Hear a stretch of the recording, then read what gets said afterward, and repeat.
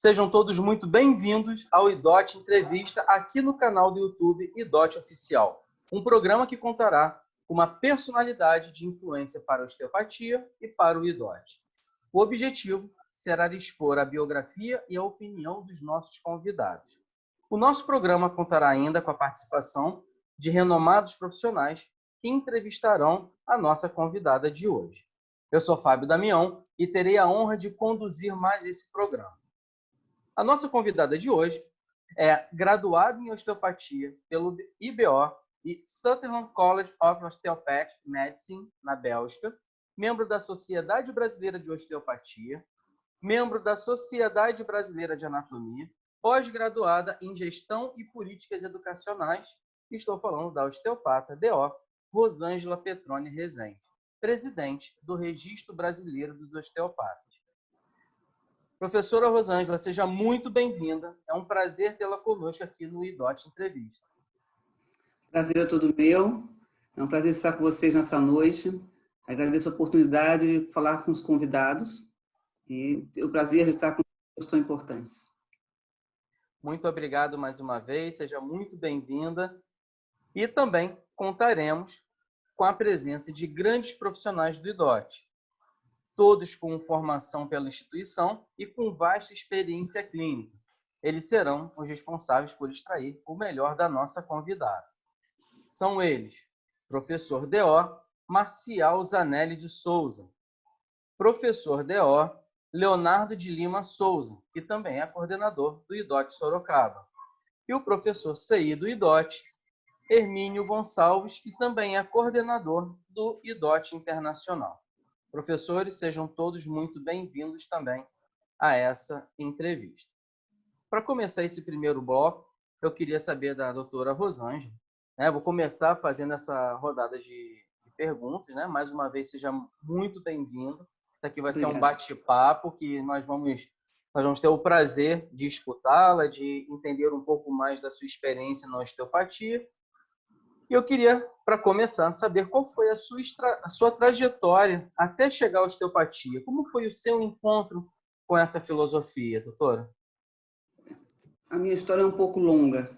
Na verdade, eu me preparei, como todo estudante, para fazer um curso de engenharia. E fiz todas as formações possíveis para isso. E um dia eu mudei do Brasil com a minha família e fui morar no Oriente Médio. E lá eu fui refugiado de guerra. E durante a guerra, a minha vida mudou, a minha linha de pensamento mudou. E eu mudei o meu destino, resolvendo entrar na área de saúde, né? Então, voltei ao Brasil. E ao voltar ao Brasil, eu fiz uma opção por fazer fisioterapia. Porque o que me passava lá fora, e na época eu estava recém fazendo um curso de medicina em Portugal, quando eu voltei ao Iraque, fiquei preso no meio da guerra, o que me passava era o que se fazia com essas pessoas depois da guerra, depois que elas voltavam sem braço, sem perna, enfim, com todas as lesões possíveis. Então eu voltei, prestei um vestibular para fisioterapia, fiz fisioterapia e durante 11 anos eu atuei como fisioterapeuta, até que eu encontrei a figura do Bernard e encontrei a formação. Eu comecei fazendo, na verdade, um curso, né? Primeiro fiz um curso, achei que era um curso, e aos poucos eu fui me dando conta do tamanho do que era a osteopatia. E, para ser sincera, eu fui fazendo um módulo e outro, e só me dei conta realmente do tamanho da osteopatia no dia em que eu comecei a fazer uma caminhada, a pedido do Bernard, pela regulamentação da osteopatia no Brasil. E que eu comecei a buscar pela internet material sobre o que era osteopatia, as origens da osteopatia, enfim, eu comecei a buscar materiais em outras instituições, em outros conselhos, e na época eu me lembro que meu marido me ajudou a fazer esse levantamento, e ele sentava na frente do computador e dizia: nossa, isso é muito grande, nossa, isso é muito grande, isso é maior do que nós imaginávamos. E foi aí que eu realmente tive consciência do que era a osteopatia.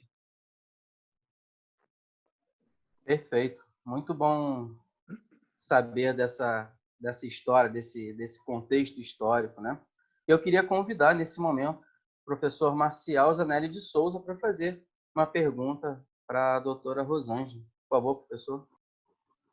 Olá, obrigado, Fábio. Obrigado a todos pelo convite e por estarem aqui. Fábio, eu gostaria, antes de fazer a minha pergunta para a Rosângela, só fazer um adendo na sua fala inicial, quando você me apresentou, né, como com formação pelo IDOT, né? Essa informação ela está correta, tá? Eu tenho a formação pelo IDOT como segunda formação, mas a minha primeira formação em osteopatia foi pelo IBO, a mesma escola da professora Rosângela, tá bom? E o meu DO é pelo IBO. Então, eu só queria complementar isso, porque senão a informação que você passou, ela ficaria um pouco pela metade, tá? Embora o que você falou não estava de maneira nenhuma incorreta, tá bom? Só para deixar as coisas assim bem claras. Bom, primeiramente, é um prazer estar aqui com a Rosângela. A Rosângela é presidente do Registro Brasileiro dos Osteopatas, qual eu tive a oportunidade de participar por um tempo como membro da sua diretoria. E eu pude perceber como aquelas pessoas que estavam naquela ocasião e juntamente com a Rosângela, elas trabalham, elas levam a sério, elas se dedicam. É um trabalho admirável. Tanto é que eu tenho uma grande admiração por todas as pessoas da diretoria do registro, porque eu sei o quanto essas pessoas são dedicadas ao registro e a tudo que envolve a osteopatia. Então, Rosângela, para mim é um prazer estar aqui com você hoje e gostaria que você soubesse dessa minha satisfação. A minha pergunta ela é mais nesse primeiro bloco, mais de cunho pessoal ainda, né? Eu gostaria que você comentasse um pouco com a gente como que é a tua rotina, porque eu sei que você é uma pessoa com várias atividades como é que é isso em relação a seu consultório, como é que é a tua relação profissional com as atividades que você desenvolve e que inclui a osteopatia nesse rol de atividades. Como que você divide, como que você elabora esse seu tempo em relação a essas atividades? Eu acho que quando você pensa que você assume uma entidade igual ao registro, a gente está comprometido em tempo integral. Então, você trabalha, você faz o seu consultório, a gente tem um atendimento que é feito aos pacientes, e essa é uma grande paixão que eu tenho, que eu acho que poder estar com essas pessoas, poder tratar delas é um privilégio, né? E quando você trabalha com as mãos, você toca no fundo da alma, e isso é algo de muito especial. Eu acho que a arte nos proporciona essa possibilidade. Mas, assim, o registro é uma coisa que nos toma bastante tempo. É um tempo integral, é um tempo de dedicação, em que você tem que estar trabalhando pelas políticas, trabalhando pelos membros, trabalhando pelas decisões a serem tomadas a cada momento. E não é uma posição muito fácil. A gente tem relações internacionais, a gente tem que estar interagindo com essas relações internacionais também. O registro é membro da aliança, então, a todo minuto a gente está trabalhando com eles, a todo tempo a gente tem questionamentos e coisas que a gente tem que responder e, enfim, estar participando de algumas reuniões junto a eles. E tudo isso é um empenho grande e não é só meu, é o grupo. E estamos todos assim muito engajados nisso. Alguns de nós estão há muito tempo no registro. Eu sempre digo que nós não somos o registro, nós estamos no registro, mas estamos aí por algum tempo engajados por essa luta pela profissionalização da osteopatia. E é um trabalho longo, é um trabalho árduo, mas também um trabalho que nos proporciona satisfação, porque é por algo que nós amamos muito. Então, acho que isso é tudo de bom. Obrigado. Muito obrigado. E queria convidar nesse momento o professor D.O. Leonardo Lima Souza. Professor, seja muito bem-vindo ao nosso encontro, à nossa entrevista. A sua pergunta para a doutora Rosângela. Tudo bem, Fábio, colegas? Um prazer estar aqui. Prazer conversar com a Rosângela, saber um pouquinho da vida dela. E seguindo o contexto do professor Marcial, Rosângela, eu gostaria de seguir essa linha em um cunho um pouco mais pessoal. Tá. Nós entendemos agora o que te levou a cursar a área da saúde, né? As necessidades que você teve na época e como você encontrou a osteopatia pelo Bernard.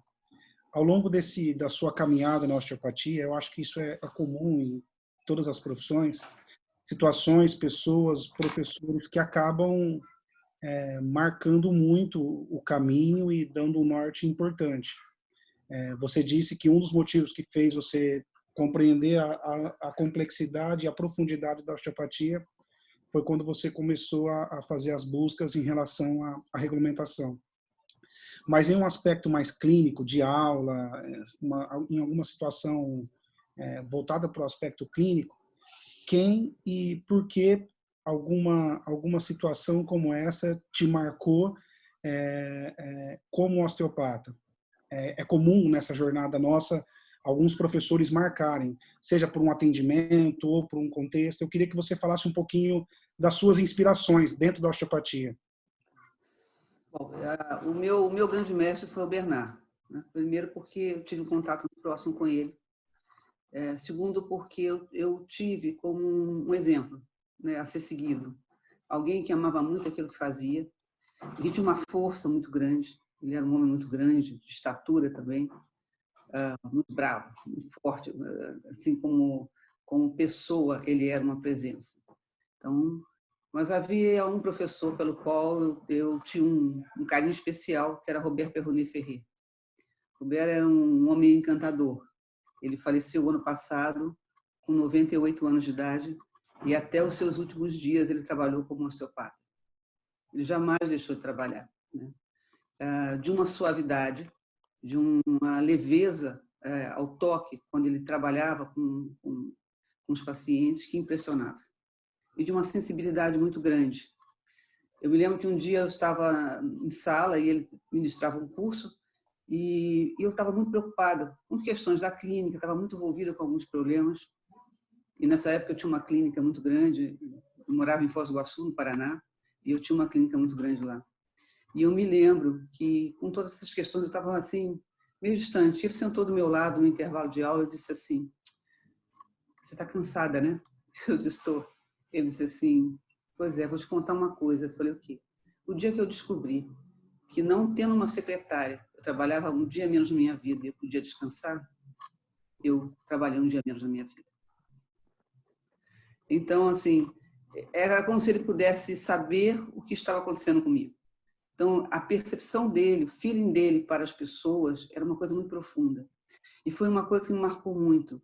Eu acho que quando a gente trabalha com um consultório, que a gente está diante do paciente, a gente tem a possibilidade, não só de ser técnico, mas de perceber esse emocional. E isso faz parte do nosso contexto de dia a dia. Nós vamos lá fazer técnica, nós vamos sim fazer um diagnóstico, nós vamos trabalhar com esse paciente, mas a percepção do emocional, eu creio que é 50% de tudo que você faz dentro de um consultório. Perceber o outro, perceber o quão profundas são as dores que esta pessoa carrega consigo.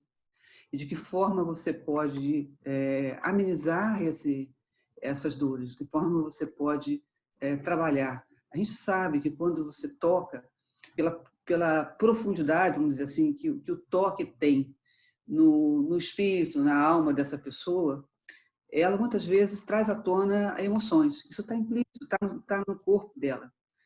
E quando você toca, essas coisas vêm muito à tona. E você precisa saber como lidar com essa pessoa. Isso faz parte do nosso sômato emocional, né? É importante que a gente saiba dedicar esse valor para o outro, né? E da forma que nos for possível, ajudá-lo.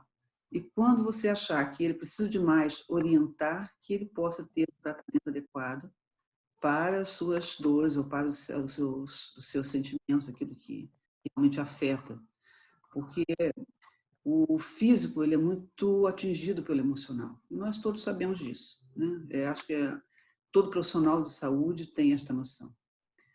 Mas eu acho que pelo fato do osteopata estar tão próximo do paciente, isso é muito forte, né? E ele passa a ter você como uma pessoa amiga, como uma pessoa próxima. E ele traz, às vezes, coisas para você que ele jamais contaria a ninguém. Então, a gente saber ouvir é muito importante. E saber valorizar esse sentimento e tentar ajudar da melhor maneira que nós possamos, conversando, ouvindo, mas também caminhando para aquele que de direito pode fazer uma ajuda e trazer esse paciente a restabelecer o seu equilíbrio emocional. Isso também é importante. Obrigado. Professor Hermínio, muito obrigado pela sua presença. Seja bem-vindo ao IDOT Entrevista e a sua pergunta para a doutora Rosângela, por favor. Boa noite. Obrigado, Fábio. Obrigado a toda a equipe do IDOT pela oportunidade e de poder conversar, conhecer um pouco mais da Rosângela, que eu já conheço pela luta, pelo registro, pelo todo o trabalho. Queria dizer da minha admiração por isso. E a minha pergunta ela vai um pouco nessa direção, tanto no aspecto de todo esse trabalho /luta, que você trava aí juntamente com outros companheiros, e nesse aspecto de poder se ver, isso até que você falou nessa sua resposta anterior, poder pressentir, poder saber quando a gente está estafado, atarefado demais. Eu acredito que todo esse trabalho em frente ao registro de uma profissão que quer se estabelecer no mundo, que quer ter a sua história, quer mostrar o seu tamanho, né? O quanto ela pode ajudar a humanidade. E o que a Rosângela, mulher, pessoa, faz quando percebe esse peso todo, essa estafa, como você citou, às vezes a gente fica um pouco distante por estar cansado, por estar atarefado. O que você busca, o que você procura, principalmente fora do trabalho do registro, fora do trabalho perante o Instituto Brasileiro de Osteopatia, onde você se recarrega, onde você busca esse apoio? Olha, eu me considero uma pessoa de muita fé, pessoalmente. Eu sou uma pessoa com muita fé. Sou uma pessoa que acredita que você pode transformar, né? Que acredita que você tem uma energia maior que te guia e que você não faz nada por acaso. Tudo na sua vida, cada caminho, cada passo que você dá tem uma razão de ser. Claro, a gente tem as dificuldades e a gente sente o impacto disso. Então, nesse momento, eu me volto para dentro de mim, eu oro muito, eu faço meditação, eu busco um encontro com a natureza. Eu acho que isso é muito importante. Ela faz parte do ser humano, ela faz parte do meio que vivemos, do planeta em que estamos. Acho que a natureza é sábia, é linda e ela é capaz de te dar isso, né? A parte disso, eu acho que todos nós temos aí uma formação religiosa, seja ela qual for, que tem um valor, que tem um peso, e eu acho que isso acalma o coração, né? Eu acho que isso acalma o coração e nos dá força para continuar a caminhada e a dar passo a passo, né? Cruzar uma linha, seguir uma linha na direção dos objetivos que queremos. Eu acho que é isso. Obrigado, professor Hermínio. Obrigado, doutora Rosângela. Eu queria fazer também queria aproveitar para fazer uma pergunta para toda a construção dessa entrevista que estamos fazendo, né? Dentro até da nossa apresentação. A senhora tem a formação em osteopatia pelo IBO e pelo Sutherland College of Osteopathic Medicine. Como é que é isso, né? Na verdade, assim, a minha formação é pelo IBO. Na época que eu fiz a formação, o Sutherland College era ligado ao IBO e fazia um processo de... os professores vinham da escola para ministrar o curso. É por isso que consta na minha formação o nome deles. Não que eu tenha feito diretamente lá, mas na época era uma parceria entre as duas escolas, isso está na minha certificação. Então, por isso é que eu cito, mas de verdade a minha formação é pelo IBO. Foi quando o Bernard veio, era esta escola que vinha junto com ele recebeu uma permissão, eu tenho uma cópia desse documento, para vir ao Brasil e instituir a osteopatia no Brasil e começar os trabalhos de osteopatia. E quando começou, foi através dessa escola que teve início. E depois fundou-se o IBO. No início, houve uma parceria entre as duas escolas e com o tempo isso foi se desligando. Mas é por isso que consta. Tá? Não, a minha formação é pela IBO, contudo, com este link pela escola, pelo tempo em que eu fiz a minha formação.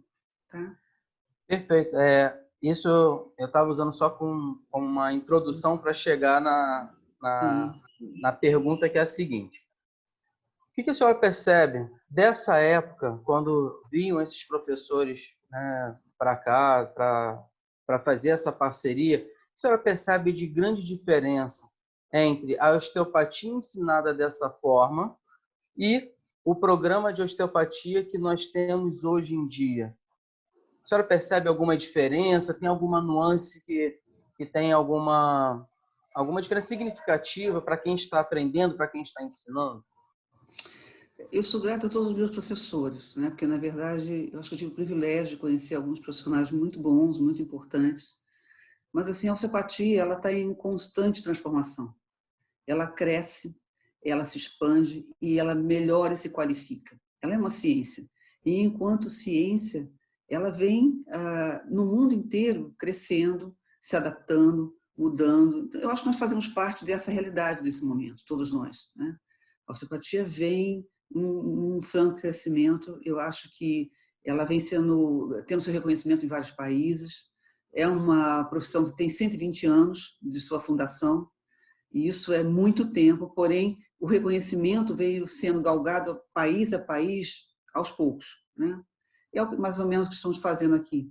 Mas o mais importante é que ela não é uma ciência, não é uma coisa estática, ela é uma ciência em constante transformação. Então, não há padrão de comparação entre o passado e agora. Eu acho que a gente tem que abrir a porta e saber que ciência é isso. É você jogar tudo no chão e construir tudo de novo. Se você não fizer isso, nada vale a pena. Então, você faz protocolos. Nós não fazemos protocolo. Nós fazemos ciência. Perfeito. Muito obrigado. Mais algum dos colegas gostariam de fazer mais uma pergunta nesse primeiro bloco ainda? Sendo assim, a gente encerra esse primeiro bloco da entrevista com a doutora Rosângela. Daqui a pouquinho estaremos de volta.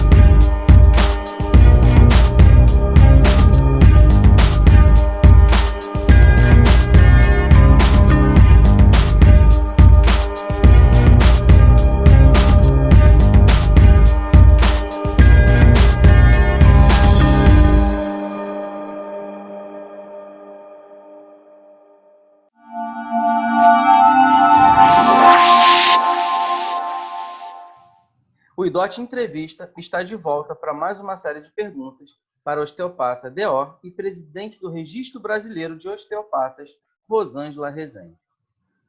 Doutora Rosângela, a minha pergunta agora para abrir o segundo bloco é voltado para o registro, tá? Eu queria saber quais são os seus maiores desafios à frente dessa instituição. Bom, preciso falar um pouquinho do registro. O registro é uma instituição sem fins lucrativos que tem como princípio defender o osteopata, o profissional osteopata e a profissão, né? Então, o grande desafio que eu vejo da osteopatia nos dias de hoje é que o osteopata se assuma osteopata. Esse é o grande desafio. Politicamente, temos todos os desafios do mundo, porque em tudo que envolve política, há resistência, há pessoas que são contra, pessoas que são a favor. Isso é parte. Tudo que é democrático tem esse conflito.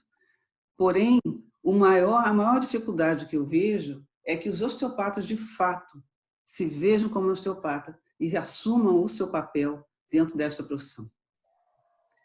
Eu acho que é isso. Muito obrigado, doutora. E queria passar a palavra agora para o professor Hermínio, para fazer a sua pergunta, agora no segundo bloco da entrevista. Rosângela, eu faço parte de como se fosse uma diretoria, de uma parte do IDOT, em que a gente cuida dos cursos internacionais. A gente traz osteopatas de renome, e isso também tem um objetivo de desenvolver a osteopatia brasileira, os osteopatas brasileiros terem como aprender com esses grandes nomes, que às vezes seria necessário viajar para ir para a Europa, para os Estados Unidos, para poder ter. Então, a gente traz esses profissionais. E o que nos chama muito a atenção na negociação com esses profissionais é que 99% deles, a primeira pergunta que eles fazem é uma escola de osteopatia? Eu vou dar aula para osteopatas? Eu não vou... não é uma escola de terapia manual? Eles têm muito cuidado com isso, né? Se eu vou dar aula para DOs, ou seja, existe um questionamento, porque isso me mostra que eles querem saber onde eles vão estar lecionando, em que nível.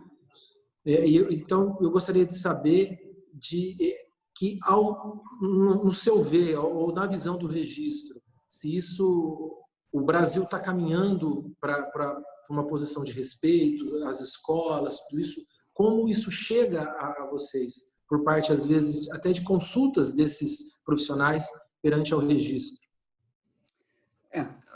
O que acontece é assim, existe uma orientação da Aliança Internacional de Osteopatia em que, na direção de uma equalização dos currículos.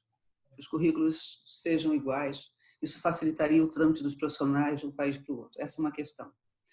A outra questão é que existe também a orientação dos conselhos de que a osteopatia seja dada a profissionais osteopatas. E nós, como representantes da osteopatia no Brasil, vinculados à aliança, todas as vezes em que há uma tramitação dos profissionais daqui para lá ou de lá para cá, eles nos questionam. É um profissional osteopata, tem uma formação que vocês reconhecem, nós recebemos dos conselhos essas orientações. Existe essa norma entre todos os conselhos, que a gente se fale, que a gente se converse, para que as orientações sejam feitas de forma adequada, tanto para o profissional que vai estudar, quanto para aqueles que vêm ministrar, que eles tenham uma segurança, né, de que realmente vão ministrar aulas para profissionais da área.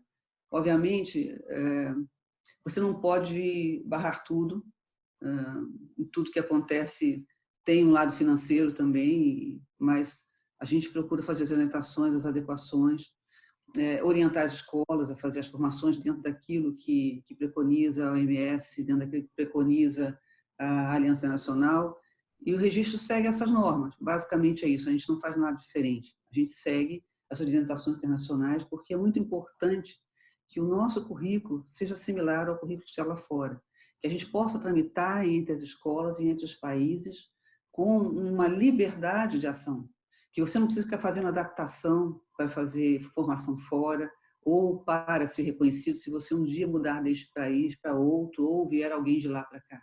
Então, esse é um objetivo, né? Essa é uma das coisas que se faz dentro do registro também. E a gente segue essas normas. Essa preocupação que eles têm é dada, dirigida pelos conselhos a todo profissional de osteopatia, que se dê aula a profissionais osteopatas, que não se ensine manipulação a quem não tem uma formação com adequação de conhecimento, para evitar, obviamente, lesões, para evitar que, para uma proteção do paciente, sobretudo, mas também do próprio profissional, porque quando ele faz isso, ele coloca em risco o certificado dele, a diplomação dele, né? Então, talvez um profissional menos desavisado, mais desavisado, ele não tenha noção do risco que imputa você fazer uma manobra, né? Então, você tem que ter conhecimento de clínica para fazer isso, tem que ter um conhecimento do que você está fazendo e o que você coloca em xeque, ou em risco, quando você manipula, né? Eu queria citar aqui um exemplo de um paciente que me procurou um tempo atrás com vértebras bloqueadas, torácicas bloqueadas. Minha médica não está aí, você me atende? Eu falei, sim. A médica era uma clínica, uma conhecida minha, então veio me procurar. E quando ele chegou no meu consultório, eu comecei a fazer minha avaliação, eu disse para ele, onde está seu carro? Ele disse, está no estacionamento. Eu falei, deixa lá, pega um táxi e vai direto para o pronto-socorro. Ele disse, você não vai me atender? Eu disse, não. Você está louca? Eu disse, não, eu não vou te atender. Não tem possibilidade de te atender. Aí ele disse, por quê? Eu falei, você vai sair daqui, vai para o pronto-socorro e vai dizer que o seu pulmão está cheio de líquidos. E lá eles vão te atender. Não é para mim. Neste momento, não é para mim. Eu poderia, desavisadamente, ter ido lá e soltado essas vértebras.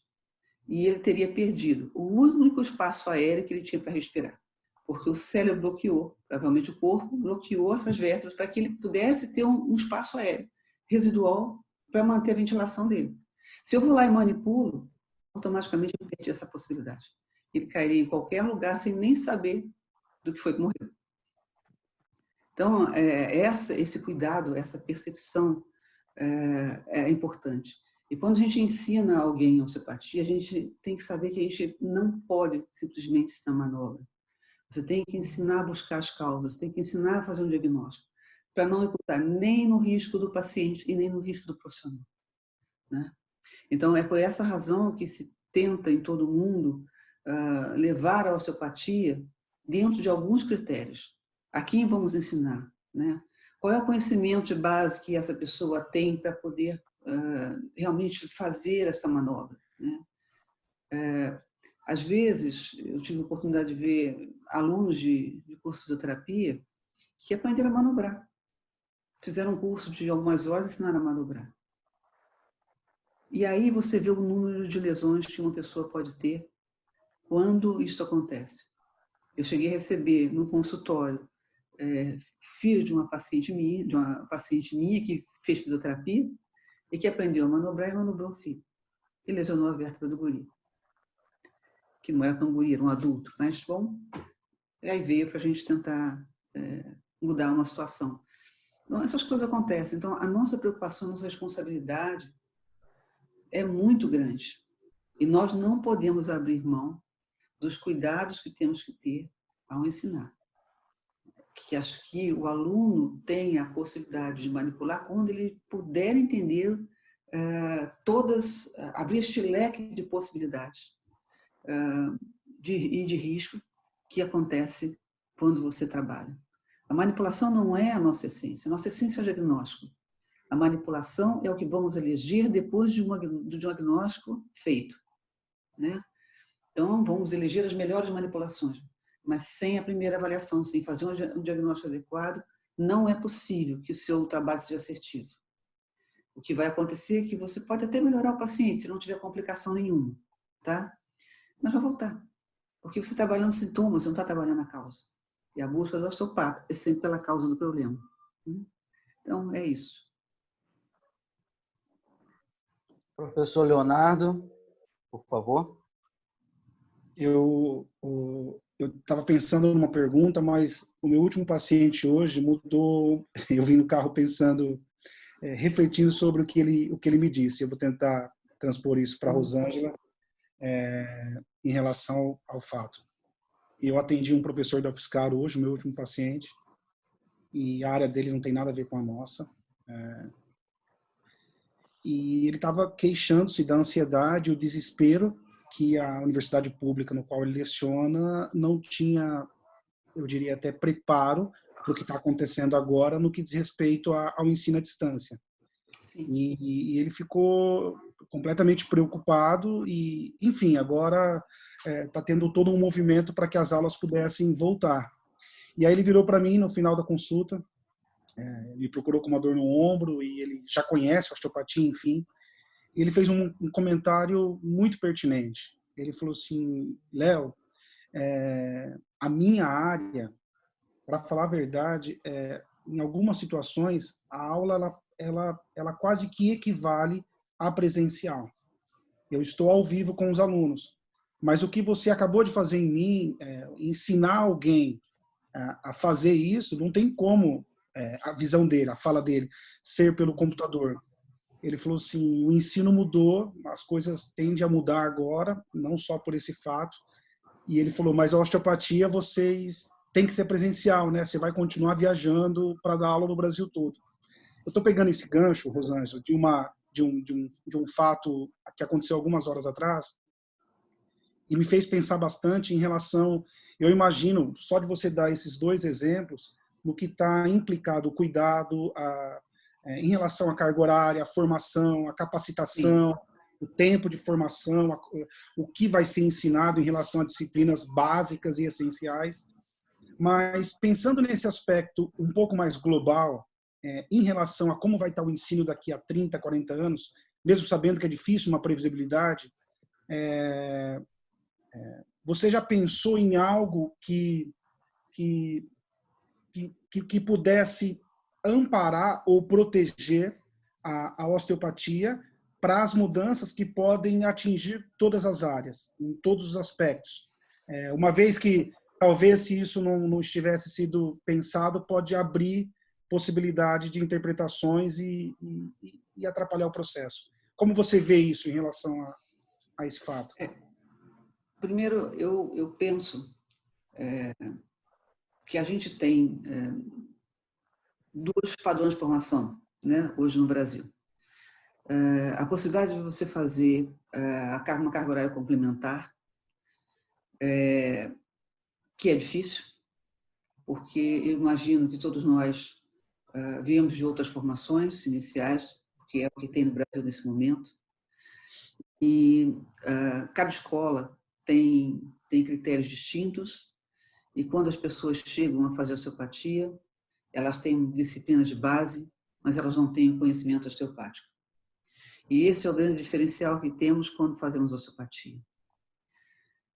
Eu fico me questionando se seria possível você fazer uma manipulação sem estar presencialmente ensinando. Isso é inviável. Existe uma leitura do MEC e a gente sabe que eles querem fazer ensino à distância, que eles têm pleiteado que a saúde faça isso. Isso não é um problema só da osteopatia, mas é a saúde de um modo geral. Acho que todos os cursos correm esse risco nesse momento devido às ações que estão sendo tomadas no Ministério da Educação. Eu vejo, por exemplo, como é que você... Acho que seria, comparadamente, seria como você dizer, como um cirurgião vai fazer cirurgia se ele não aprender anatomia. Se ele não fizer presencialmente uma aula de anatomia, se ele não aprender a fazer dissecção. Eu sou professor de anatomia também. E uma das coisas que a gente sabe, durante o tempo que dei aula, eu fiz muito tempo de dissecção com meus pacientes, com meus alunos, e eu me lembro de vir alunos do 6º ano para fazer dissecção comigo em sala de aula. Porque eles precisavam desse trabalho para poder melhorar a sua prática, né? Então, eu acho que isso é inviável em algumas áreas. E nós, enquanto profissionais da saúde, independente de ser somente osteopatia, temos que lutar por temos que defender o nosso direito de atender e de desenvolver uma prática presencial. É inviável que a gente faça diferente. Eu pergunto a vocês estão passando hoje o mesmo que eu, passando por uma pandemia e muitas aulas são dadas online. Alguma prática pode ser dada à distância? Não é possível, porque existe você tocar. Nosso trabalho é isso, essa sensibilidade do toque, de presença, de colocar a mão em cima. Então, como você vai poder avaliar um paciente, uma vértebra, se você não pode tocar nela? Eu acho que, de fato, não é só a osteopatia, mas todas as profissões da saúde precisam e têm que defender o seu direito de fazer presencialmente as suas disciplinas, sobretudo aquelas que implicam no manuseio do paciente, para que não se coloque no futuro em risco as pessoas com as quais vamos trabalhar. É isso. Obrigado. Professor Marcial Zanelli de Souza, por favor, sua pergunta. Rosângela, eu gostaria de aproveitar a oportunidade da sua presença aqui para esclarecimentos. Tá? Porque eu acho que você é a pessoa indicada para isso, frente aos esclarecimentos que eu vou pedir para você, tá? Eu sei que você, à frente do Registro Brasileiro dos Osteopatas, uma das principais bandeiras, se não for a principal, como você mesmo já falou, é pela regulamentação da profissão, né? Sim. E eu sei que você participou de uma audiência pública em abril de 2018, né, na Câmara, onde estavam os representantes da medicina, estavam os representantes da fisioterapia e estavam os representantes você como representante dos osteopatas, né? Sim. E eu acompanhei à distância, né? Eu acompanhei pela imprensa essa audiência na Comissão de Seguridade e Família e alguns argumentos que as pessoas que eram e que são contrárias à criação da profissão colocaram, a meu ver, assim, à distância, eram argumentos assim um tanto frágeis, né? E aí eu posso citar alguns aqui. Então, por exemplo, o representante da medicina disse assim: não, eu não acredito que possa ser feito diagnóstico com as mãos, então por isso eu sou contra, né? Então, quer dizer, ele não tem nem noção do que o diagnóstico a que você se referiu não era, obviamente, o diagnóstico médico. Então, por causa disso, eu sou contra. O representante da fisioterapia disse assim: eu sou contra porque o que nós vamos fazer com os fisioterapeutas que já trabalham com a osteopatia? Eles não vão poder trabalhar mais? Eu sou contra porque o currículo da osteopatia é contemplado no currículo da fisioterapia também. Também não é verdade, a gente sabe. E um outro argumento disse assim: se a osteopatia for criada como profissão, só os osteopatas vão poder utilizar técnicas manuais. Então, por isso, eu também sou contra. Então, vejam, todos esses argumentos que as pessoas colocaram para justificar a sua contrariedade ao projeto que você estava defendendo naquela ocasião, são argumentos muito frágeis. Só que, por outro lado, eu digo frágil para não dizer assim, parte de desinformação, né? Claro. Então, só que eu acho que é importante que você comente isso, até para esclarecimentos. Por quê? Porque muito do medo é passado a partir de argumentos como esse. E a partir do momento que a pessoa está amedrontada, ela perde a sua capacidade de discernir sobre as diferentes faces de um assunto. E o cultivo do medo é uma estratégia.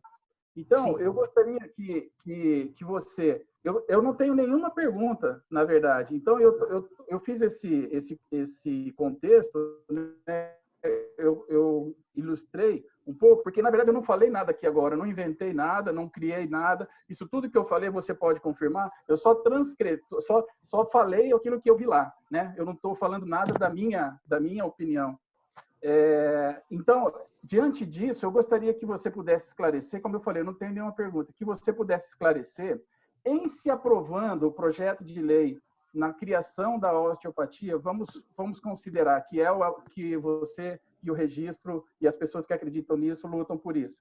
Em se criando essa profissão, o que muda, de fato, para as pessoas que já são, para os fisioterapeutas, para os médicos, para os osteopatas, o que é que de fato muda? Se existe aí invasão de competência, invasão de área de trabalho, como que isso se processaria na prática real, para que a gente possa entender isso de uma forma esclarecida, e eu acho que você é a melhor pessoa para isso. Então, eu convido a todos a ver essa audiência, ela está aberta no site da Câmara. Qualquer pessoa pode ter acesso, desde que coloque a data, e você pode ver. Mas, bom, existe uma grande confusão, e eu acho que as pessoas não têm clareza, e você está muito certo quando você fala isso. Desde muito tempo, quer dizer, a gente começou com a caminhada da osteopatia pela profissionalização em 2003. Foi quando nós entramos com a solicitação na CBO e no Ministério da Educação, Ministério da Saúde, para que a osteopatia se tornasse uma profissão. Nessa época, a gente fez um protocolo. E ao fazer esse protocolo, a osteopatia não poderia ser pleiteada por nenhuma outra profissão, até que se dissesse sim ou não à osteopatia. Tá? Bom, nós temos uma grande caminhada E em 2008, nós chegamos à FIP para fazer a classificação da profissão. Em 2009, no começo de 2009, o Conselho de Fisioterapia, então, pede a regulamentação da especialidade de fisioterapia e osteopatia. E aí, nesse momento, o Ministério do Trabalho e Saúde me chamou em São Paulo, e se deslocaram para São Paulo para conversar sobre isso. E durante essa conversa, ela me perguntou se isso era possível. Eu disse que a osteopatia era uma profissão independente que existia há 120 anos. A fisioterapia era uma profissão muito mais jovem. E assim, havia muitas dificuldades porque há diferenças entre currículos. Fora das disciplinas de base, não são currículos comuns. E há uma caminhada muito grande para formar um osteopata. Todos vocês que saíram da fisioterapia para a osteopatia sabem o quanto foi difícil para ganhar este título, o quanto tiveram que se empenhar e estudar além daquilo que vocês já tinham. Bom, nesse momento, eles disseram, bom, e eles podem, eles querem ser osteopatas. Eu falei, não, eles podem saber fazer osteopatia, mas não pode ser osteopata sem ter a formação de osteopatia. E, de toda forma, ela veio me fazer essa pergunta por uma única razão. Porque ela sabia que se o conselho pedisse, nós não poderíamos impedir. Mas, como existia uma solicitação nossa anterior, ela não tinha o direito de passar a nossa entrada. Então, eu disse a ela, nós não temos nenhum problema quanto à existência da pós-graduação de fisioterapia e osteopatia, porque ela dá ao fisioterapeuta a possibilidade de trabalhar com seu paciente e de qualificar o seu atendimento. Mas, para que você tenha a formação de osteopatia, isso exige mais de você em conhecimento, informação e titularidade. É uma coisa a mais. Então, eu saí de lá sem saber o que tinha acontecido. E em 2012, saíram as duas classificações. Uma classificação de fisioterapia em osteopatia e uma classificação de osteopatas. A classificação de osteopatia foi feita junto na mesma família que da quiropraxia. Isso foi um pedido feito pela FIP, porque eles tentam trabalhos comuns, os dois trabalhos eram feitos com as mãos. Então, vamos colocar isso numa mesma família. É uma forma de não ter uma família para cada profissão, porque isso é inviável. Mas, bom, e nós, então, fizemos a classificação da osteopatia, fizemos uma delimitação das formações. Como nós não temos uma graduação no Brasil, nós pensamos em que os profissionais mais próximos da osteopatia, os profissionais da fisioterapia e da medicina. Então, por isso, se vocês lerem a classificação do osteopata lá, esses dois termos vão estar lá. Tá? Nós não temos nada contra que outros profissionais possam fazer osteopatia, desde que o nosso objetivo sempre foi que houvesse a graduação no Brasil. Tá? Esse foi sempre o nosso trabalho. Porque aí, como qualquer outra profissão, você recebe profissionais de outras profissões, complementam seu currículo e vão fazer a sua carga horária. Então, na verdade, quando você sai da fisioterapia, você vai complementar a tua carga horária com aquilo que diz respeito à osteopatia, e então você vai ser osteopata. Tá? Você fazer uma carga horária menor para fazer uma complementação não faz você um osteopata. Aliás, você pode, inclusive, ter a formação, mas o que faz um osteopata é o conceito osteopático, e você tem que aprender a lidar com esse conceito. Você tem que viver este conceito, senão você não é nada. Você tem que entender o conceito, você tem que se aprofundar nele. Saber que isto ser profissional osteopata é vivenciar a sua osteopatia em todo o seu âmbito, em todas as suas possibilidades. É assumir-se enquanto osteopata, não importando a bagagem que você veio antes ou de onde você veio. Se você veio da medicina, tem vários médicos que são osteopatas no Brasil. Não sei se vocês têm conhecimento, mas temos. Aqui em São Paulo, nós temos a Silvia Kohn, que é uma médica formada no Brasil, fez osteopatia na Inglaterra e é osteopata. E trabalha como osteopata. Então, há outros médicos com a formação. Então, na verdade, a osteopatia ela não pertence a ninguém. Ela é uma profissão independente. Mas existe uma especialidade de fisioterapia e osteopatia. E nós não vamos impedir que ela aconteça. Ela existe, ela vai continuar acontecendo e nós respeitamos esse fato. Isso já foi dito lá atrás, e nós não temos nenhum problema com isso. Nunca tivemos. Tá? De lá para cá, nós fomos fizemos um projeto de lei, esse projeto de lei entrou dentro da Câmara, passou pela primeira comissão por unanimidade e entrou na segunda comissão. Quando entrou na segunda comissão, era a Comissão de Seguridade Social e Família, onde quase 70% dos profissionais que estão lá dentro são médicos. Então, nesse momento, foi chamado um representante do Conselho de Medicina para poder estar lá, que era um ortopedista, que também, acho que dentro da medicina da globalidade, ele é uma pessoa muito focada numa única área. Havia um representante do Conselho de Fisioterapia, um representante da Associação de Osteopatia do Brasil, e todos defendiam que a osteopatia devia ser da fisioterapia. E nós entramos lá sem muita possibilidade de ganhar essa conversa, de sair de lá com uma resposta positiva, mas o que percebemos foi uma grande confusão de tudo, porque o médico achava que nós não podíamos fazer diagnóstico sem ter imagem. Eu disse para ele: você conhece Vieira Romero? Ninguém sabia quem era. Eu falei: pois é, foi um dos grandes semiologistas do Brasil, e ele sempre disse que não se fazia diagnóstico baseado em imagens, mas se fazia em clínica médica baseada em imagem. A osteopatia faz clínica osteopática. E é nisso que nós baseamos o nosso trabalho. A osteopatia não veio da biomedicina, ela veio da inframedicina. Ela tem um outro olhar. Ela não trabalha sintoma, mas ela vai atrás da causa do problema. Então, para isso, nós temos que ter uma gama de conhecimento que faz o diferencial do osteopata, que faz o diferencial desse profissional na sua formação e que vai fazer depois no seu consultório. Mas o conceito osteopático é um conceito de integralidade. Você não pode pensar: não, vou fazer uma manobra para esta vértebra, vou fazer uma manobra para aquele joelho. Não, e nós não temos protocolo. Por quê? Porque cada paciente é um mundo. E a descoberta desse mundo é também a nossa conquista. É o que nos dá o interesse de estar ali atendendo. É saber que não existe nada igual. Ninguém é. E por isso a osteopatia é tão encantadora. Por isso é que ela nos encanta. Porque você tem que descobrir em cada pessoa, cada acontecimento dela. O que aconteceu na vida dela, qual é o contexto que ela vive, né? Qual é a realidade dela, como se reflete isso no corpo físico dela. O que ela tem de lesões, né? O que ela tem de disfunções. Então, tudo isso é que compõe o profissional osteopata. E a outra questão é que chegou um momento em que se diz: não, porque fora do Brasil tem duas especialidades de osteopatia. Não, duas especialidades de osteopatia, uma de medicina e uma de fisioterapia. Não, a osteopatia não é especialidade em nada, em lugar nenhum. Ela é, desde a sua formação nos Estados Unidos, uma formação de medicina tradicional complementar integrativa. E é assim que ela é vista pela OMS. Essa é a definição da osteopatia dentro da OMS. Medicina tradicional, complementar e integrativa. Não é o mesmo diploma do médico clássico, mesmo lá fora. Nos Estados Unidos, por exemplo, onde a osteopatia está dentro do Conselho de Medicina, existem dois diplomas médicos. O diploma médico do médico osteopata e o diploma médico do médico clássico. Os dois lá podem fazer as suas especialidades em comum.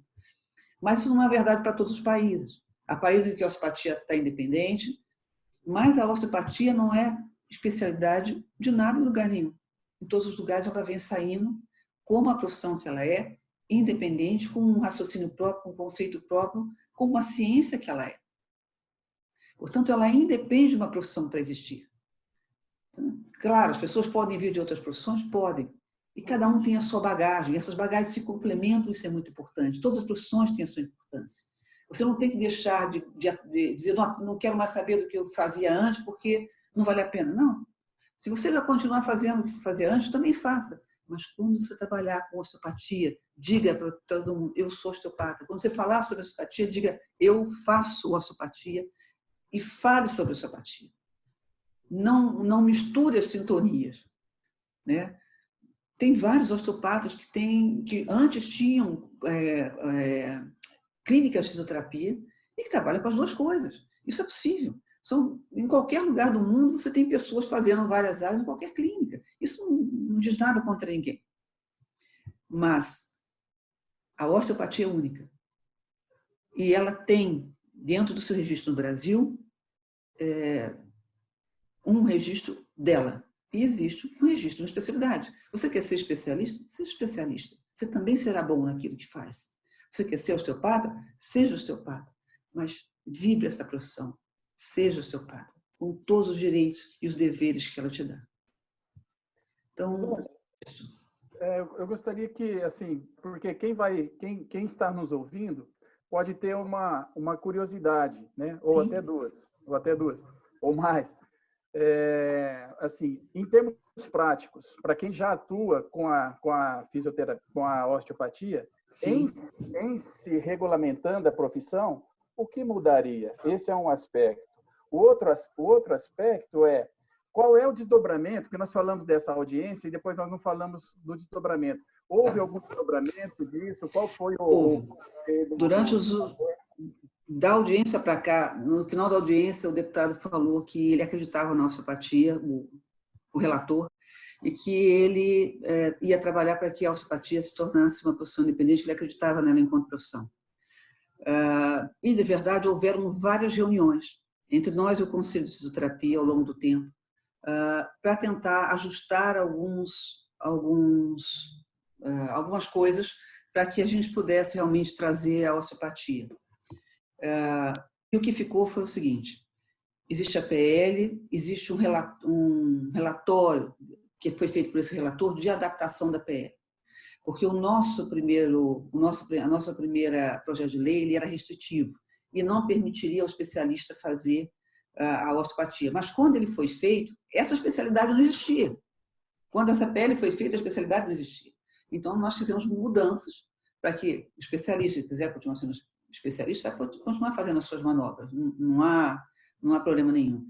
Mas foram feitas adaptações também com relação ao aceite de profissionais. Todo profissional que se comprovar estar trabalhando com osteopatia há mais de 4 anos, ou até 4 anos, vai poder se dizer osteopata, vai poder trabalhar com osteopatia, vai poder assumir o seu título no Brasil.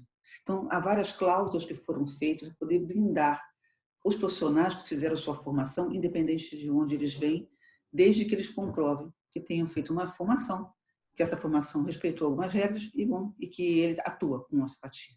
Então, a gente quer trazer para dentro todos aqueles que realmente fizeram a sua formação. Há, dentro dessa PL, uma questão da qual nós não temos como interferir. Não é possível no Brasil abrir conselhos mais. Isso porque, desde o governo passado, governo federal, governo Temer, foi suprimida a possibilidade de abertura de novos conselhos. Então, nós teremos que estar vinculados a outro conselho. Bom, o que se veio estudando? A possibilidade de que a gente ficasse numa lista independente, com uma profissão independente, dentro do Conselho de Fisioterapia, junto com o Conselho de Fisioterapia. Da mesma forma que a TO, como profissão independente, está lá dentro. Da mesma forma que a economia, a meteorologia estão dentro do Conselho de Engenharia, mas não são engenharia. Então, existe essa possibilidade de que a gente fique no mesmo, mas numa lista independente, com profissionais osteopatas, mas no mesmo conselho.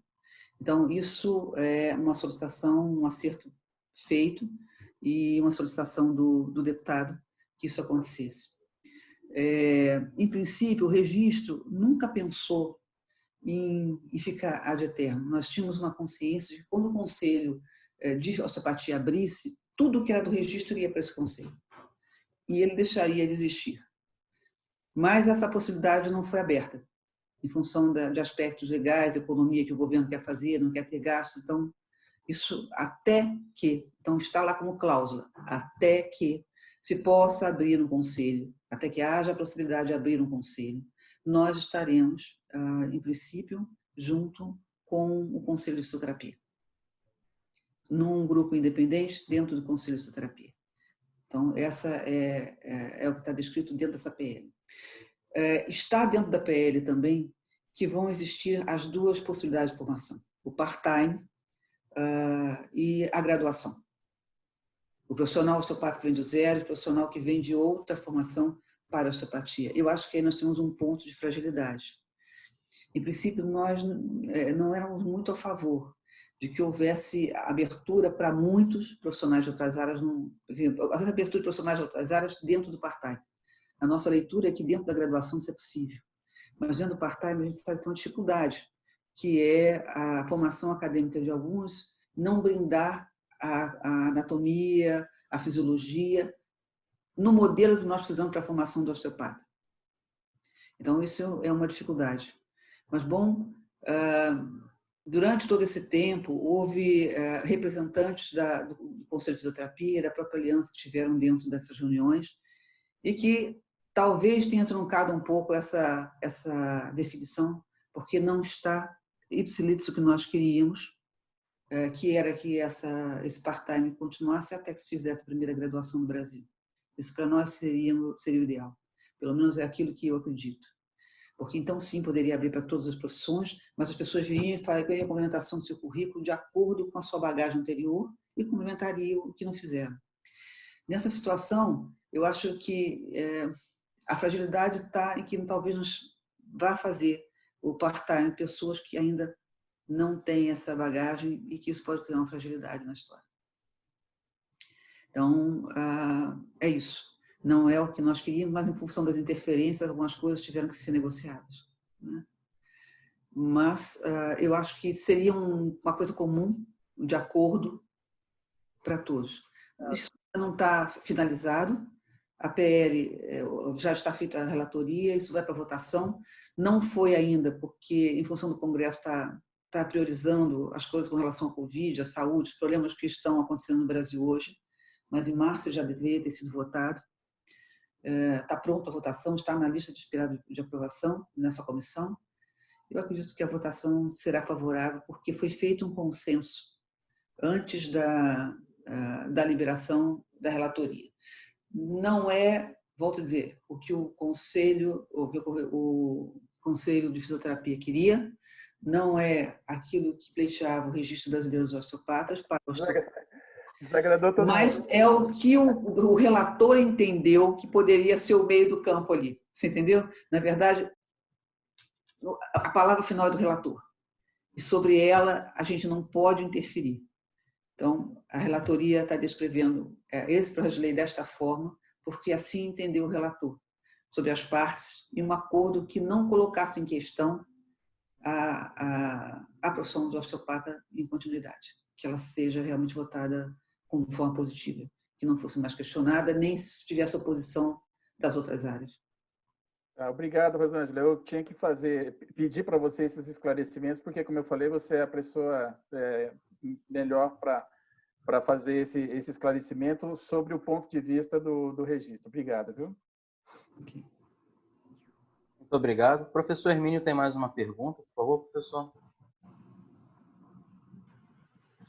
Rosângela, antes de fazer a pergunta, quero contar uma pequena história para até poder fazer uma analogia. Recentemente, um amigo me mostrou uma foto antiga de jornal, em que nessa foto mostrava uma revolta que os condutores de carruagem estavam fazendo no centro do Rio de Janeiro, em virtude do governo ter facilitado a compra de carros, na época, de carros de praça, ou seja, quando surgiram os táxis. E esses proprietários de carruagem se viram prejudicados na época, então eles faziam uma revolta. E eu acho muito engraçado, eu sempre conto essa história quando eu pego um taxista reclamando de um motorista de Uber. Eu falo para eles, vocês já atrapalharam, vamos dizer, outra profissão, né? Porque, na verdade, às vezes é uma evolução das coisas. E eu tenho formação em fisioterapia e sei que quando a fisioterapia lutou para virar profissão, a medicina foi muito contra isso também. Foi. E expondo os seus argumentos que ela achava de direito na época expor. Então foi uma luta também. E o que me preocupa, e eu queria te perguntar, é que uma vez se tornando profissão, no Brasil é muito confuso a questão de regulamentação ou de organização da formação da profissão, seja ela qual for, que muitas vezes cabe ao MEC, né? E com todas as dificuldades e com as políticas de educação que infelizmente no Brasil tem, todos os trâmites, toda a burocracia, toda a dificuldade, muitas vezes a gente vê, eu vejo no Brasil uma certa confusão onde eu vejo às vezes, a associação de determinadas profissões querendo cuidar da formação das profissões, que muitas vezes isso cabe ao MEC, e às vezes se torna graduação. Isso teria que ter questões e discussões à via do Ministério da Educação, e como ficaria isso em relação ao registro, em relação ao eu vou te dizer conselho. assim, o único conselho que tem qualquer influência sobre as decisões de educação é o Conselho de Psicologia, porque está no seu projeto de lei lá atrás e foi feito há muito tempo. Nenhum outro conselho tem esta possibilidade, nem o Conselho de Medicina. O que tem o Conselho de Medicina talvez seja uma força de representação. Quanto mais fortes formos, mais fortes temos, mais força temos para fazer pressão. Eu acho que a coisa funciona assim. Quando você luta por aquilo que é direito, de direito, de dever, eu acho que você está sempre fadado a fazer funcionar alguma coisa, a coisa acontecer. Eu acredito muito nisso, eu acredito na osteopatia, eu acredito nela enquanto profissão, eu acredito que ela tem o seu direito de existir. Eu acredito que também nós temos os nossos deveres, e o nosso dever é fazer com que ela saia uma profissão da forma adequada. Quando você tem muitas interferências, como nós tivemos no Brasil, né, de várias profissões que, de repente, tentavam trazer para si, enfim, nós ficamos um pouco mais fragilizados, porque nós acabamos tendo que negociar condições para fazer o melhor possível dentro do que temos naquele momento, né? Isso talvez pudéssemos ter mais sucesso em algumas coisas se tivéssemos focado, se todos tivéssemos focado na osteopatia. Mas o que eu vejo é que ainda há dúvidas, até dos profissionais de osteopatia, se eles são de fato osteopatas, né? E de verdade, isso fragiliza. Isso permite que as pessoas sejam colocadas em questão. Enquanto os osteopatas não trabalharem pela sua profissão, enquanto o osteopata não se juntar e lutar pelos seus direitos, por aquilo que ele realmente faz, nós vamos ter dificuldade. Nós somos poucos. Nós ainda somos muito poucos, né? Dentro do registro, nós somos, vou dizer, nós somos 4 pessoas compondo a diretoria, o Marcial sabe disso, e um conselho, que é o conselho que recebe a pessoa que quer entrar para o registro e vai averiguar se a formação está dentro das condições. Não somos nós que fazemos isso, existe um grupo que faz isso, nós não temos nenhum contato com essas pessoas com relação à decisão delas. Então, para que a gente possa realmente estar fazendo uma coisa que seja idônea, né? Não sou eu, Rosângela, que decide se você vai entrar ou não no registro. São as pessoas que vão ver se a tua formação está de acordo com as regras que foram emitidas internacionalmente, que a gente respeita estando junto com a aliança, enfim. Então, é isso. Mas eu penso que a única possibilidade que a gente tem de fazer qualquer transformação é lutar por aquilo que é seu. Não há outra possibilidade. É o que eu faço. Eu luto por aquilo que eu acredito ser meu. Eu amo essa profissão e tenho assim uma paixão muito grande por ela. É algo que mexe comigo. Quando eu chego no meu consultório, eu não consigo saber o que aconteceu lá fora. É o meu mundo. E pode acontecer o que for lá fora, mas eu estou ali dentro para aquele paciente naquele momento. E isso é indescritível, né? O que você tem de possibilidades, de arsenal para ajudar essa pessoa é muito grande. O que você tem dentro do conceito da osteopatia, de filosofia, é espetacular. Então, assim, eu sou a pessoa suspeita, obviamente, por tudo que eu represento dentro dela. Mas eu falo, não eu, a presidente do registro, falo eu, Rosângela. Eu amo muito isso. E é por acreditar nisso que eu estou há 18 anos lutando por isso. Muito antes de eu entrar no registro, eu já lutava por isso. E quando eu cheguei até o registro, eu entrei ajudando, fazendo fui vice-presidente, segunda vice-presidente, enfim, vim trabalhando e tentando pleitear o direito do osteopata de exercer sua profissão. Porque eu acredito nela. Porque eu amo profundamente aquilo que eu faço. Não disfarço do que eu tive antes. Eu acho que eu tive antes. Foi espetacular. Foi o meu princípio. Foi a minha iniciação. Tem o seu valor. Eu acho que tudo tem o seu valor. Faz parte da minha bagagem, nunca vai deixar de ser. Mas eu acho que aquilo que me fez osteopata foi a bagagem que, de fato, eu ganhei a partir do meu estudo com osteopatia. E é isso. Nós não vamos conseguir mudar o MEC. Nós vamos conseguir lutar por aquilo que queremos. Nós vamos conseguir trabalhar por aquilo que é o nosso direito. E a gente só melhora a profissão quando de verdade a gente veste a camisa e vai para a briga junto com ela. Não há outra possibilidade. Nenhum conselho é capaz de fazer isso se não tiver esse apoio dos seus membros, se não tiver a possibilidade de trabalhar por eles, né? E é essa a questão. Perfeito, perfeito, doutora Rosângela. Mais alguma pergunta para a doutora Rosângela? Então, com isso, a gente chega ao final do segundo bloco e, dentro de poucos segundos, estaremos de volta para o terceiro bloco da nossa entrevista com a doutora Rosângela, presidente do Registro Brasileiro de Osteopatas.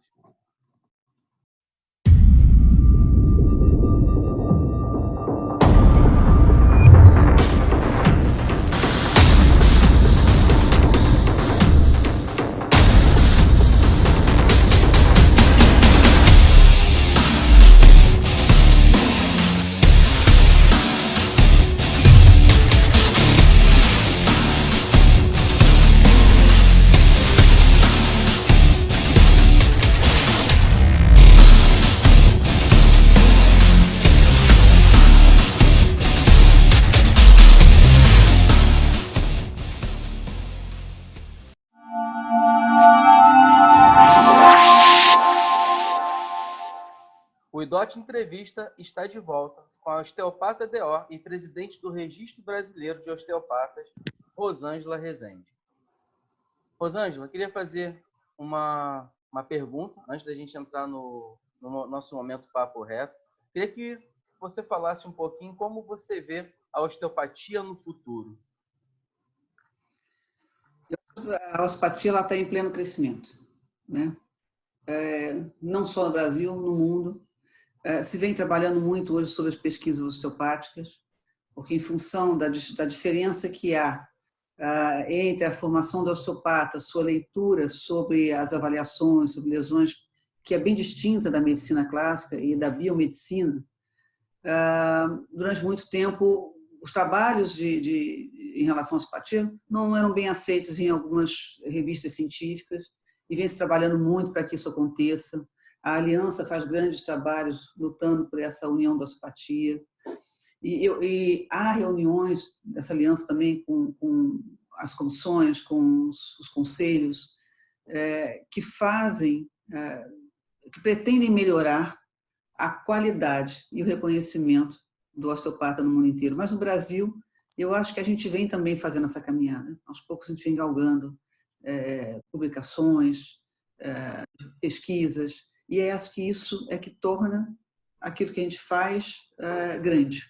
A gente tem que comprovar aquilo que se faz cientificamente. É só assim que a comunidade científica acredita naquilo que fazemos. E nós estamos nessa caminhada.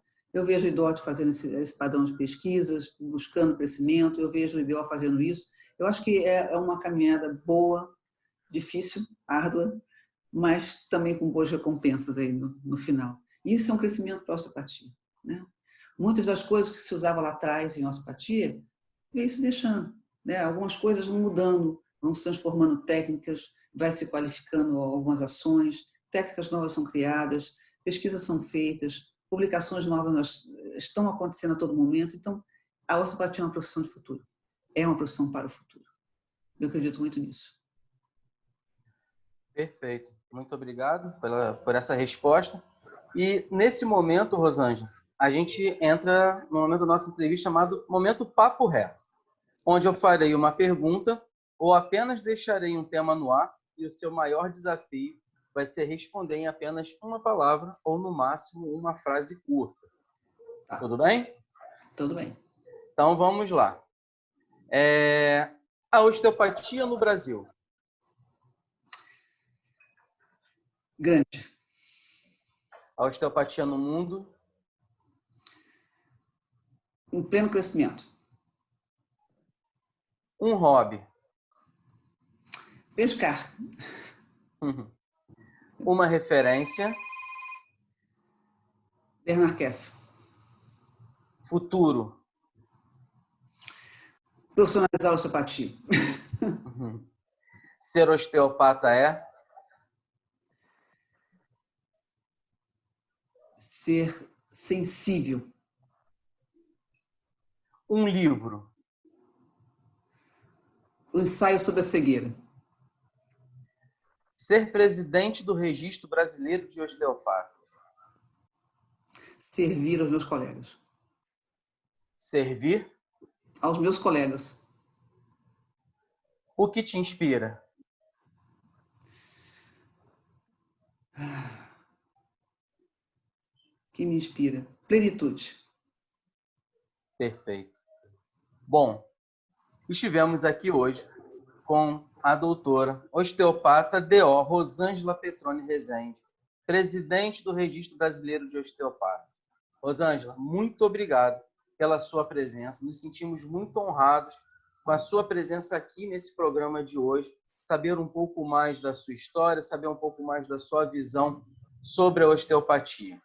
Queria convidá-la, nesse momento, para as suas considerações finais. Mais uma vez, muito obrigado por aceitar o nosso convite.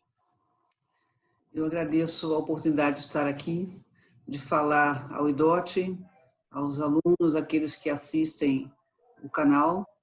Agradeço aos professores pela presença, por poder conviver com vocês nesse momento. É um prazer e uma honra. Estou honrada em poder estar aqui.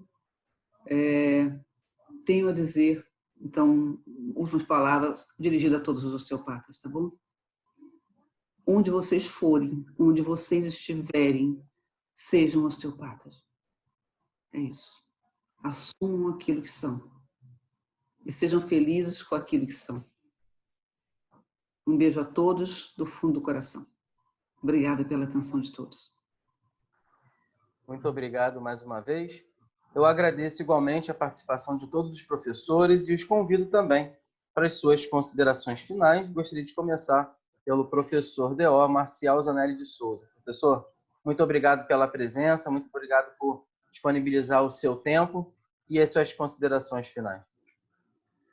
Eu queria agradecer, agradecer a todos aqui presentes nessa entrevista, aos colegas da escola, ao staff, a você, Fábio, e a doutora Rosângela. Queria agradecer pela disponibilidade de ter passado esse tempo com a gente e desejar sorte, força na empreitada que ela lidera no registro, né?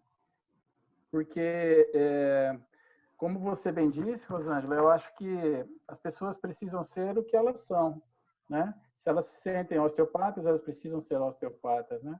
Não é uma entidade de classe que vai dizer para aquela pessoa o que é que ela deve ser. Exatamente. Né? O que ela deve ser é aquilo que ela é de fato, é aquilo que faz o coração dela pulsar, a alma vibrar. É isso, né? E a gente espera que a gente encontre muitos osteopatas que sintam isso, né? Não é uma entidade de classe A ou classe B que vai dizer quem nós somos, né? Todo mundo deve saber quem é de verdade no fundo. E você, como está envolvida nessa questão de uma entidade e luta por uma causa, né? Então eu desejo que você, diante do seu grupo e de todos que participam, que tenha bastante força e que continue seguindo naquilo que vocês acreditam. Obrigado mais uma vez.